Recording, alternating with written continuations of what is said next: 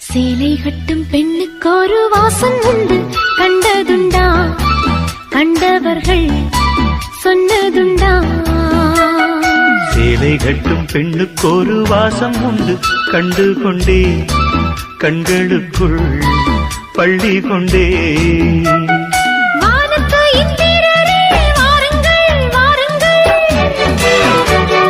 பெண்ணுக்குள் என்ன இன்பம் கூறுங்கள் கூறுங்கள்.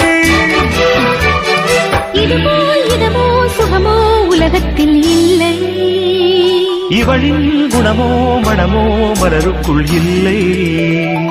சேலை கட்டும் பெண்ணுக்கு ஒரு வாசம் உண்டு, கண்ட